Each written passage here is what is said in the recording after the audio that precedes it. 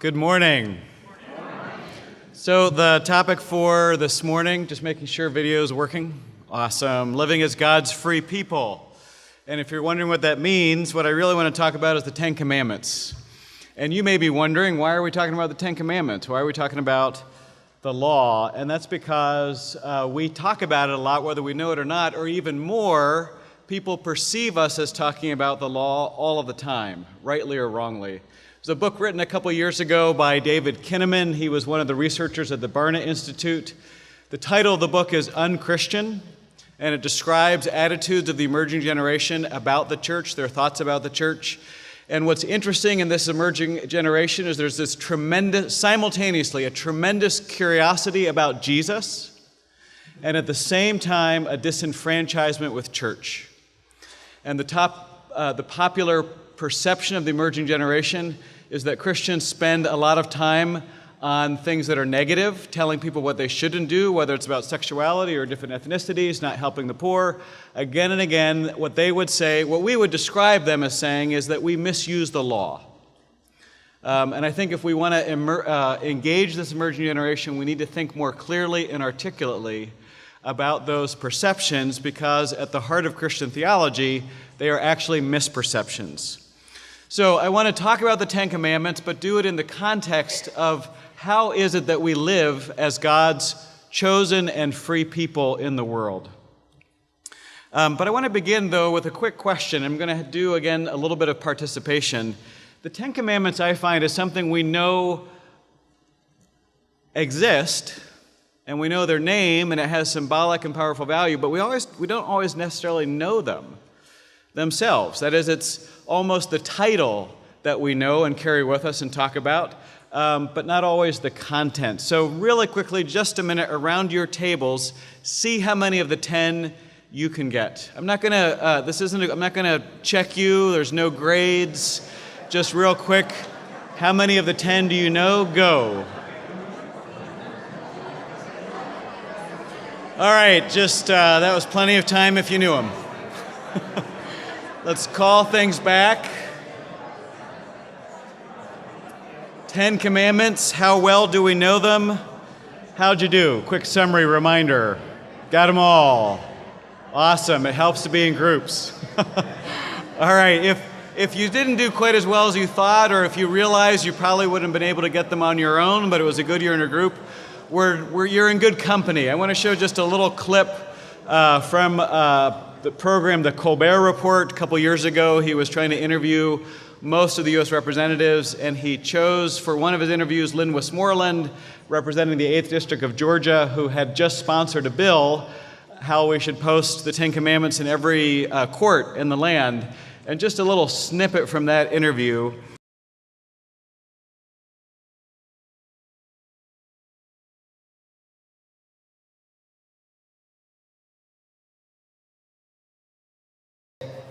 All right. Just to go a little easier on the congressman, they do have kind of this incredible symbolic value, and we don't always necessarily pay attention to the content. And we're just reminding you, you had a chance to do it in a group. All right, so what I want to do to kind of think about law, reconsidering law in our own time and place, is to deal with a few misconceptions. And actually, I want to deal with one particular misconception that comes to us courtesy of the Apostle Paul. Actually, it's not Paul's fault. It's a misreading of Paul. And that is that the law is overwhelmingly negative. It makes us feel bad, and that's its job. And again, when you think about the popular misperception of the emerging generation, or perceptions of the emerging generation about Christians, it goes right along these ways.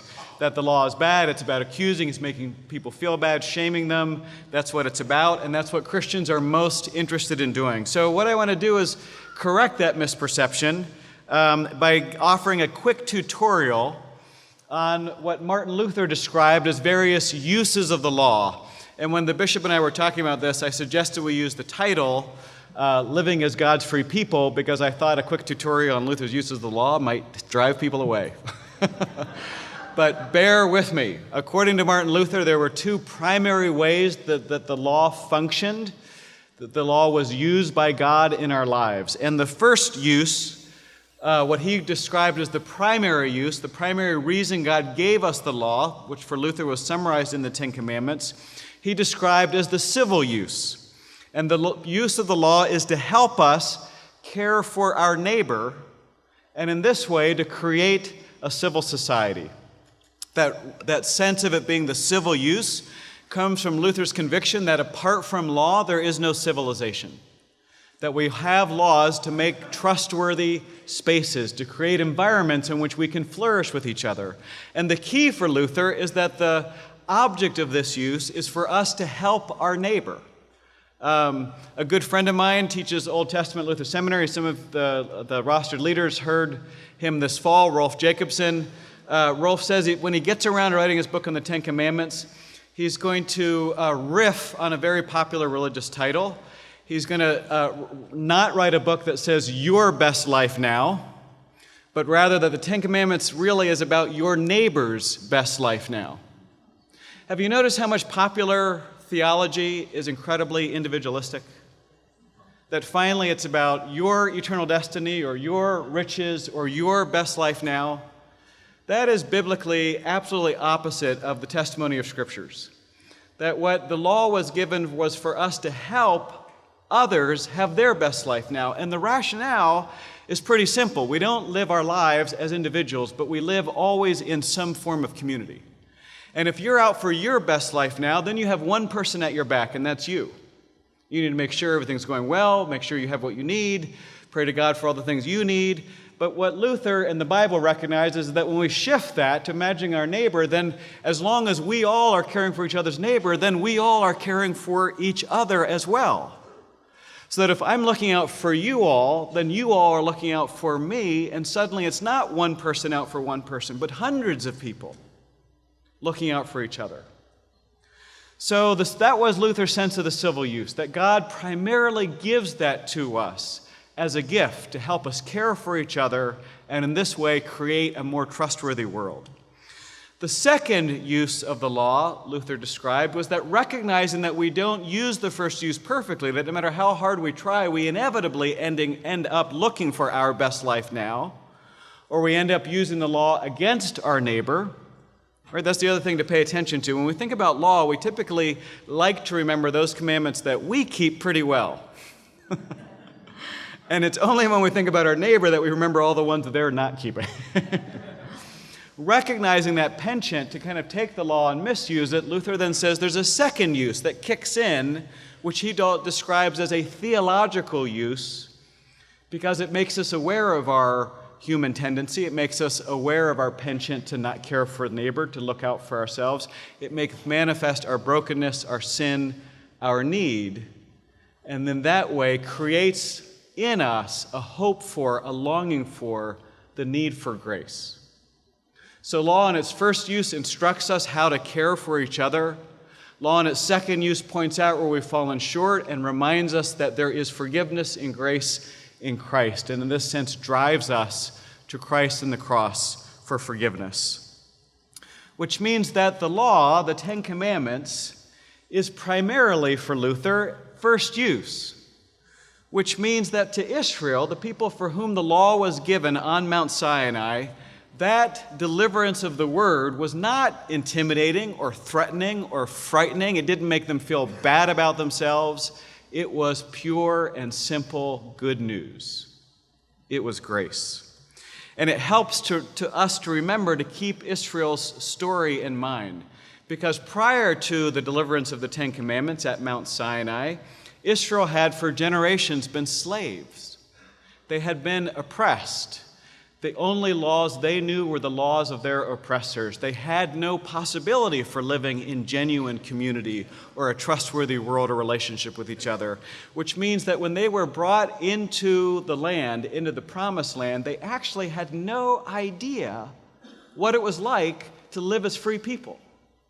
They had never had that responsibility. They had never enjoyed an adult relationship with each other, let alone with their neighbors or with God.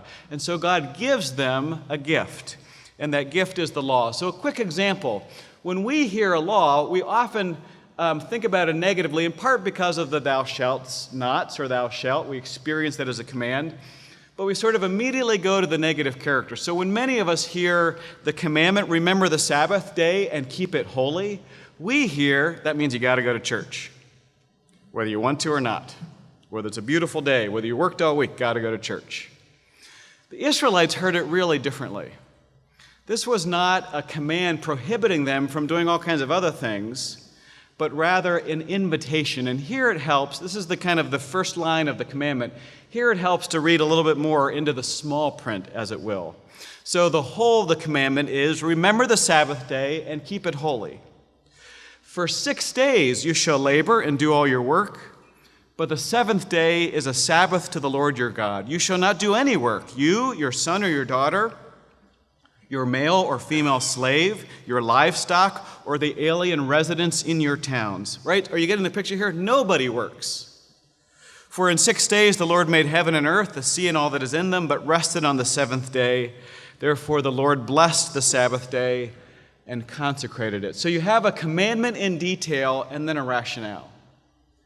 And the rationale, when you think about it, is kind of interesting. God did a lot of work in 6 days, and then God, creator of the cosmos, rested. All of us need rest. All of us need rest. And the example is God working mightily to create and then resting. Now, I think sometimes we become so captive to our own culture that we've forgotten this essential reality of life, that we need rest, that everyone needs rest. And so while we sometimes hear it as prohibitive, oh, did you mean that I can't do all these things I wanted to do on Sunday? The Israelites were like, whoa, wait a second. We get to rest? We have an opportunity to have a day off? They've been slaves. There was no rest for slaves. They worked 24/7 all year round. There was no rest. And so suddenly this word comes, a command as a gift. Yes, you rest. And just to make sure they got it, everybody rests. Your children, your slaves, your livestock, visitors, captives, everyone in the land, in the world, needs rest. This was good news to exhausted, captive people, and it might just be good news to exhausted, captive people today who have forgotten the power of rest. For Luther, God gave us the law as a gift to help us care for our neighbor and create a better society. In other words, for Luther, the law is what a loving parent always gives children. Always. And I think sometimes our confusion about the law is linked to our confusion about the character of God. A colleague of mine told a story that I thought captured this. It was from his childhood. He was about 9 years old. He was the oldest, had a younger sister, and from time to time they would argue, of course, and bicker. And one particular time, that arguing turned to pushing and shoving, and before long, pushing and shoving turned to fighting. And before long, Frank had his little sister on the ground, and his fist was raised in the air, and he was about to hit her, when his mother came in the room and said, "Franklin, what are you doing?" And Frank would say that he turned into his mother and answered as only a 9-year-old could, "She's my sister. I can do anything I want to her." At which point his mother swooped across the room, towered over him, and said, "She's my daughter." No, you can't. That's the law. The parental, loving heart of God revealed that God cares for everyone. These are my children. No, you can't have everything, hoard everything, misuse them, mistreat them, lie. The law for Luther is a gift that a loving parent always gives to children, which help us understand, again, what's at stake in the law. we hear honor your father and mother that your life may be long in the land as this threat. But it's not unlike some of the laws I made for my children when they were young. Jack, Katie, do not run or play in the street so that your life may be long in the land. Law has at its heart the preservation of life and the flourishing of human community. Now, in case you're not convinced that Luther's the most timely authority, I want to go to another theologian by the name of Louis C.K., who has said, I agree with Luther. We should be grateful for the first use of the law. All right, so Louis C.K. has never said that. But he has said this, which I think is almost the same thing.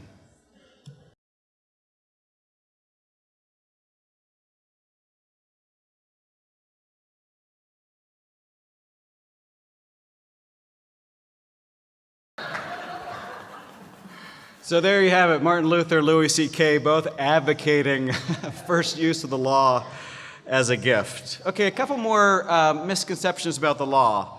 We also tend to think, through a misreading of Paul, that somehow the law is impossible to keep, that it's just too difficult beyond us. And sometimes Lutherans are particularly keen on that point. We want to make sure nobody thinks that they're going to justify themselves by the law, and so we kind of imagine that it's just absolutely beyond us. Keeping it perfectly? Sure, I agree. But think about, again, the character of the law. Shouldn't make idols for yourself, don't make wrongful use. Now let's go down to the caring for each other's neighbor. Honor your father and mother, don't murder, don't commit adultery, don't steal, don't bear false witness. Just think about that for a moment. These aren't like incredibly complex rules. This is sort of like your basic manual for how to get along and live with each other. Again, back to Louis C.K. Think about living in a world where murder was okay, or just a misdemeanor. It would be a pretty frightening place.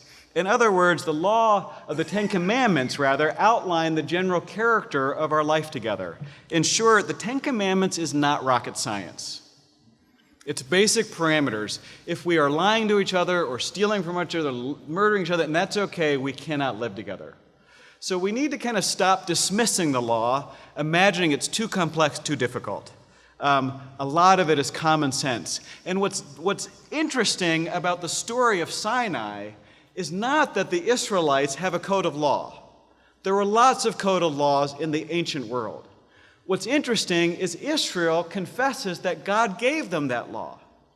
That Israel confesses that God is not simply interested in how Israel worships God or pays attention to God or glorifies God. Israel believes God wants them to care for each other.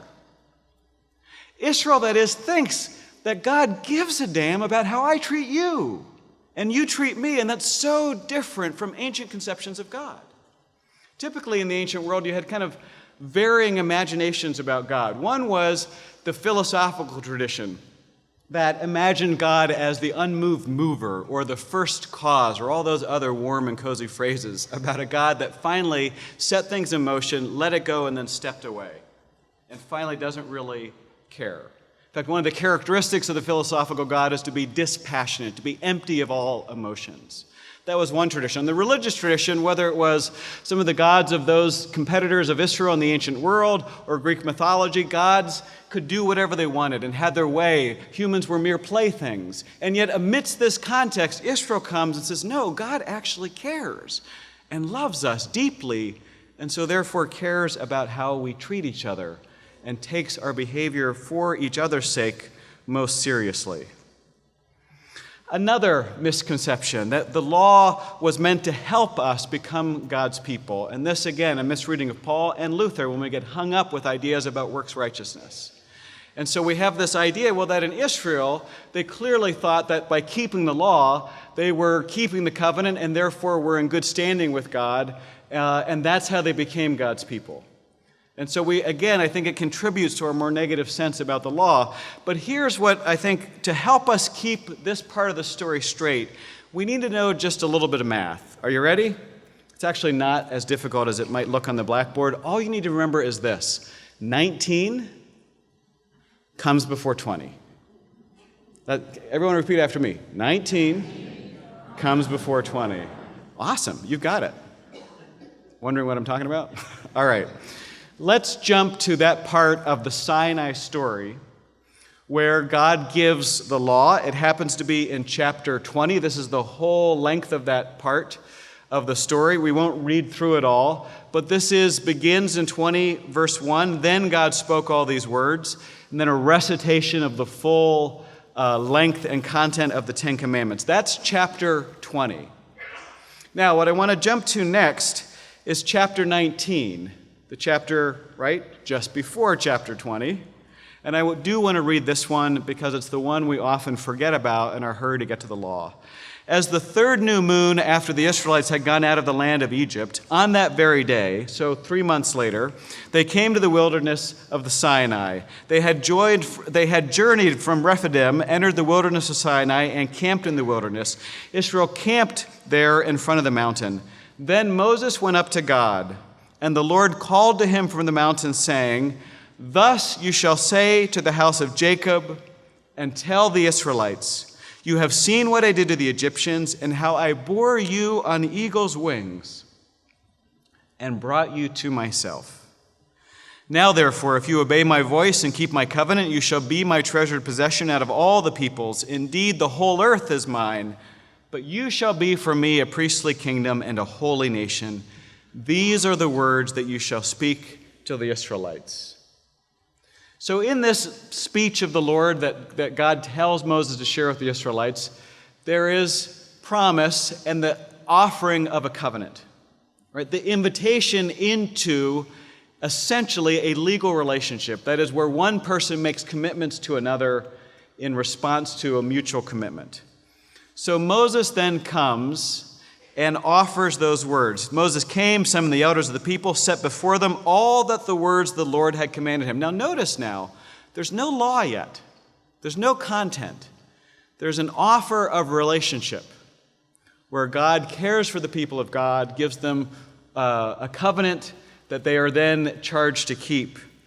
And then the people all answered as one. And at this moment, we need to pause and hesitate for just a moment, because it's very rare that any group of people answer in a unanimous voice, right? It would kind of be like saying, and then all of the church council was present for every meeting that year. Every person eligible to come to assembly was there and all agreed. Like, it never happens, which means when an author goes out of his or her way to demonstrate that kind of unanimity, or everybody showed up and answered, it's inviting attention. This is particularly true with the Israelites. The Israelites fight all the time, right? Take us out of Egypt. And then as soon as they're out of Egypt, send us back to Egypt. It was better there. Arguing, give us food. Can't we have something other than manna? Like constant bickering, arguing, contending with each other. And suddenly at this particular moment, when God offers a covenant of relationship, Israel answers in one voice, "All that the Lord has spoken to, we will do." And Moses reported the words of the people to the Lord. The covenant is made in chapter 19. It is made. Israel is God's people. In later chapters, there'll be festivals and celebrations and covenant ceremonies, but the promise is offered and made and accepted right here in chapter 19. Israel is God's people now, which means the law was never given to help them become God's people, but instead the law was given as a gift to help them live as God's people out of love because they already were. One more misconception. We tend to think that the law as received in the Old Testament, not just the Ten Commandments, but across the board, is permanent, inflexible, easily or immediately translated across the centuries. And actually, this one isn't Paul's fault. It's ours. And I think it's because we get very anxious if we can't imagine that the laws that we try to live by are universal and permanent for all people and all times. We wonder, that is, can we have confidence in laws that might change?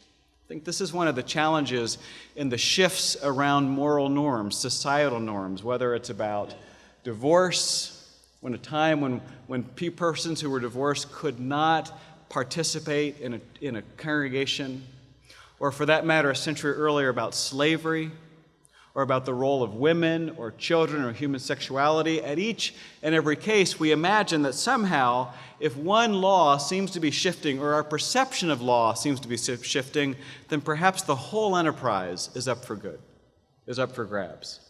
That we imagine law as inflexible to keep our own sense of a balanced, orderly, moral universe. But we do that by reading Scripture selectively.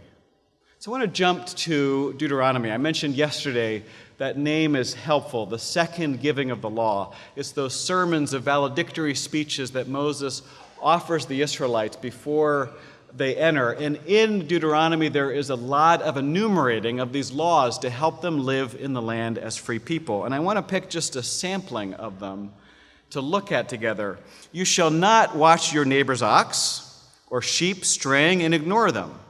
You shall take them back to the owner, which really, when you think about it, in the nomadic society in which they are, is a helpful rule. And we can imagine settings in our own lives where we might apply the same rule, whether it's livestock for farmers, or our dogs for pet owners, or our children when they're running around the neighborhood. That is what? We should be attending to each other. But the minute I do that, what have I already done? I've started interpreting. I've started recognizing that for many of us, this is no longer our context. And so we start making connections between the situation of Israel and our own.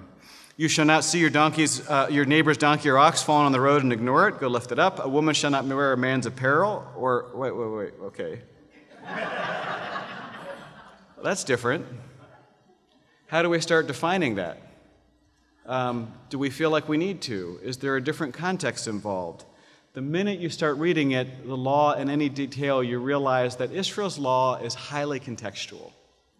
And in fact, there is a division in the Old Testament we often get caught up in this division between ceremonial law or moral law. The Israelites knew no such distinction. Law was law. But they did have the heart of the law, which was the Ten Commandments, those basic parameters of how we live with each other, and then enumerated at different parts, particularly in Leviticus and Deuteronomy, what we might call case law. That is, how do you take the heart of the law and apply it in varied and different situations? And that's what we're reading here. In some ways, it's similar to our own sense of the U.S. Constitution as being the heart of the way we imagine living together, and yet that working out contextually in many different ways in terms of case law. The laws that change, the laws that revise, the laws that help us are essential for us to getting by, but that we do not imagine being permanent in the same way we imagine the Constitution. And so as you read through Israel's law, you recognize there's a lot there that demands our interpretation. And so what I'd like to kind of close with is a few moments of an exercise around tables and ask you if we can accept the law as a gift that God gives as a loving parent to help us help our neighbor and create a more just, trustworthy society, and that law, to be God's law, is always addressed to the particularities of the needs and challenges of the current culture. Right? So if we want to accept law as God's gift, meant to help us care for each other and address to our own particular challenges, then I'm curious, what kind of laws might we make today? What kind of rules that the Bible just had never imagined a situation, or imagined situations that we no longer tend to? Think about the amount of time that we all spend with screens, or the lack of Sabbath, or the constant pressure to be busy, or the dream that upward mobility, the American dream, is defined in terms of acquisition, and all kinds of others, the reality of the two-thirds world. Just at your own table for a few moments, feel free to enter into the creative exercise of imagining what kind of laws do we not find in the case law of Scripture, but aware of God's love for us and God's desire that we care for each other, and knowing the Ten Commandments, what laws might we imagine God would wish for us today? Just 4 or 5 minutes, and then we'll have a little bit of conversation. Go.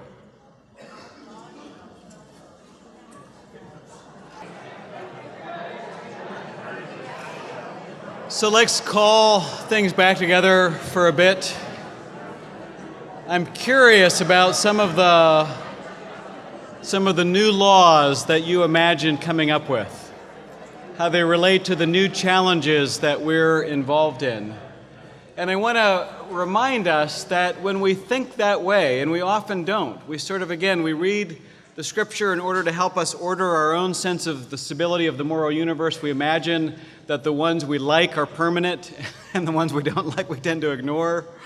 But when we sort of start thinking that way more creatively, when we read the biblical witness and we realize how many laws were created and then modified and then discarded and more created, we realize that we're standing in a long tradition. And that part of the task of being a Christian from the Reformation tradition is to be constantly thinking, if we know the heart of the law is expressed in the Ten Commandments, God's concern for us to care for each other, then how might we apply that today? And so when we're doing that, I think we're actually continuing forth the Reformers' heritage. I don't know if you'll get to see that statue when you're in Wittenberg, Bishop. Come on, that was supposed to be funny. That we continue doing that. Now, one more word about the law. The law is vitally important, but it is not definitive. Again, back to the analogy of parents with children. We give our kids laws because we love them. When they don't keep them, when they hurt each other or themselves, we're upset, we're disappointed, we're concerned. But we do not rule them out of our family because of their inability to keep the law. Nor do we ever imagine that somehow we would wait to really make them our children if they could keep the law. The law is vitally important for us to care for each other, but it is not definitive. Grace, mercy, forgiveness is definitive. And when that sinks in, it is not only helpful or salutary, it is freeing. It invites us to live as free people, because the truth of the matter is, we, even in our creative brainstorming, will not know all of the laws that this world needs. And sometimes out in our lives, whether it's as parents or business people or school teachers or volunteers, we will be in situations and we will not know what the best thing is to do. And we will need to act in faith, keeping in mind God's law and concern for our neighbor, but not knowing what is right always or what is wrong. Yet called to act in faith, and then to come back to the community, to discuss it, and think it through, and to receive forgiveness, and to offer it to others. Can we imagine our faith communities as those kinds of places? I had a colleague who was traveling on an airplane with a gentleman, very long flight. They started talking about church. The gentleman confessed he and his family had recently decided not going to church anymore. When my friend asked why, he said, because it doesn't connect with most of our life. It doesn't seem to make that much of a difference.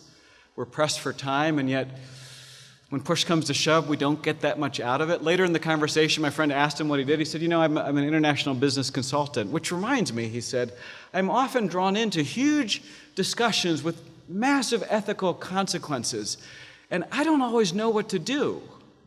And then he paused and he said, do you think we could ever talk about that at church? Do you think we could become communities of moral deliberation, not only on the big topics, but on the life choices about how we balance work and home, which so many of us struggle with, how we think about parenting, how we balance all the commitments we'd like to make or all the charities we'd like to give to or the different things our church should be committing itself to. We can't do everything. Could we talk about those things at church? Could we bring the problems we have and discuss them and then be sent back out again? And then when we act, not knowing whether it's going to be right or wrong, end up well or negatively, sometimes we don't see the results of our actions for weeks. Can we then come back and receive forgiveness and be sent out to do it all over again? Can our churches become places where we learn to compromise?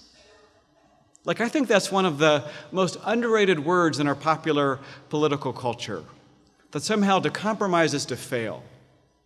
And yet I think the choices I make as a parent, as a president, as a teacher, as a citizen are rife with complexity, that I'm constantly compromising between how much more time to spend working for my school and how much more time to spend with my kids while they're still home.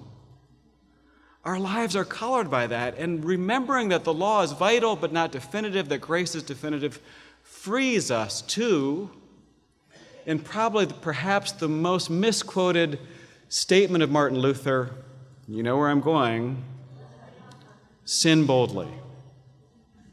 Now, I want to reclaim that as our invitation as we go out to an ambiguous world and have to make all kinds of choices and compromise, not always knowing what we should do. I want to urge you to sin boldly, but I also want to put that in its narrative context. I want you to tell a little bit of the story. You see, what happened was there was a time when the Reformation was just charging along, and Luther became so famous in some quarters and so infamous in others that he was finally excommunicated, and there was a price put on his head. And at that time, his Elector Frederick, had him, as Luther was coming back from one debate, he had Luther kidnapped by friends and taken off to the Castle Wartburg, and there hidden away for a little more than a year to keep him safe. Luther didn't have anything to do at the time, so he translated the Old and New Testaments out of their original languages. Kind of an amazingly productive time for Luther. Wrote 3 of the most significant tracts of the Reformation. I don't know what you'd do with a year of sabbatical. That's what I want to tell colleagues. So what'd you do for your sabbatical? Luther wrote 3 tracts and translated the whole Bible. But during that time, while Luther was away, things got pretty hairy back in Wittenberg.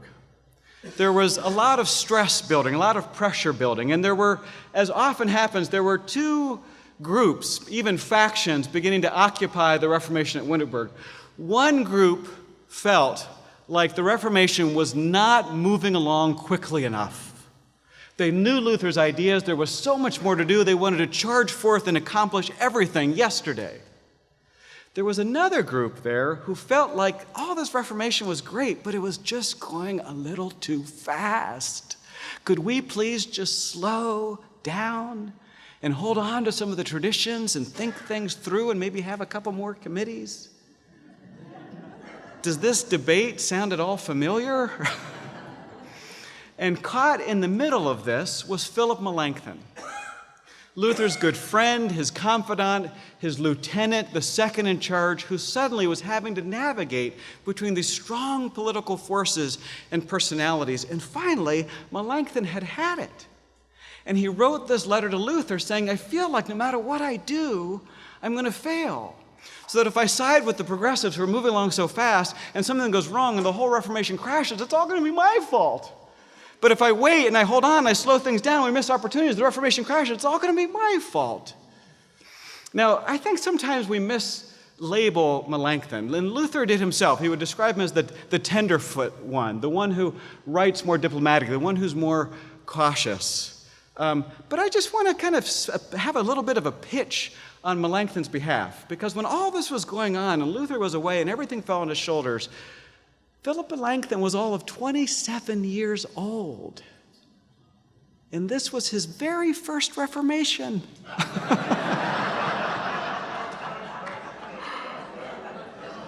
Right? I'm not saying, I'm just saying. So in that context, he writes Luther this letter. And Luther writes back and says to Philip Melanchthon, Philip, you seem to be worrying about fictitious sins, right? What might happen if you do this or that, what might go wrong, where you might err. But here's the thing, Philip. God does not forgive fictitious sins or offer grace to fictitious sinners. There lives in this world, dear Philip, no perfect righteousness. So go out and sin boldly. And then the line we always forget. But believe and rejoice in Jesus Christ more boldly still. That was the call to the Israelites at Sinai. That was the call to Melanchthon in the Reformation, and it is our call as well. We will sin. We will fall short. We will not always choose well. Perfect righteousness does not exist in this world. Therefore, good people of God, go forth and sin boldly. But believe and rejoice in Jesus Christ and his grace more boldly still. Amen. Thanks be to God.